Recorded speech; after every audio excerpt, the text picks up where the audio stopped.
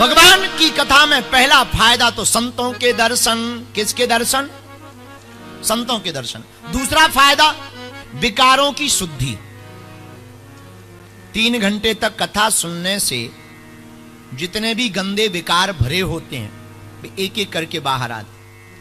तीसरा फायदा भगवान की कथा में बैठने का तीसरा बहुत अच्छा फायदा है, नए विचारों की प्राप्ति।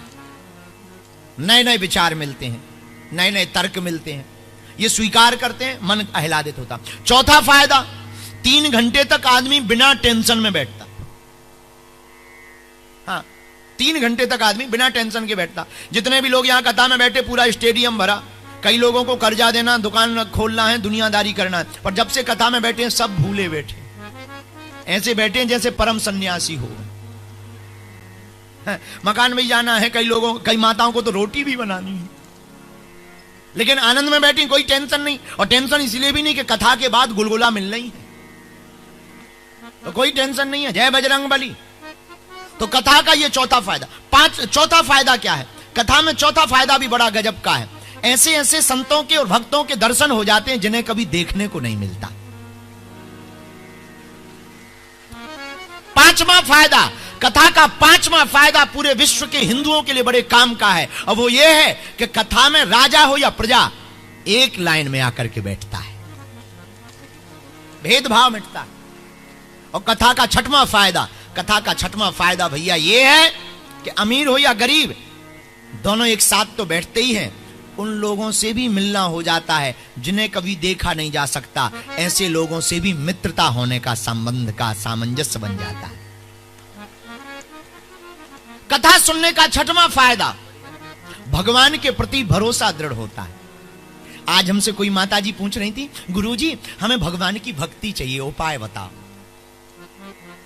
4 उपाय हैं भगवान की भक्ति के। पहला उपाय, संत संग करो। क्या करो? बोलो बोलो। संतों का संग करो। संतों का संग करोगे तो वो भगवान के रस को, भक्ति को जीवन में भर देंगे। दूसरा उपाय, सत्संग करो। क्या करो? बड़े भाग पायई सत्संगा, श्री राम जय राम जय जय राम। लेकिन सत्संग सबको नहीं मिलता। सत्संग राम कृपा बिनु सुलभ ना और बिनु सत्संग विवेक ना होई। राम की कृपा के बिना सत्संग प्राप्त नहीं होता, सत्संग सबको नहीं मिलता। और हमारे गांव में बुंदेलखंड में कहावत है कि अगर सभी कुतियां प्रयाग जाने लगे तो चाट का दोना कौन चाटेगा? हमारे बुंदेलखंड के पर है विचित्र कहावत, पर है तो है। इसलिए सत्संग में सब नहीं आते। पता है कौन आता है? हमने एक तर्क दिया था एक जगह, बहुत गजब का तर्क है, बहुत गजब का विचार है। जनता जिसको चुनती है नेता को, वो संसद भवन में बैठता है। भगवान जिसको चुनते हैं वो कथा में बैठता है।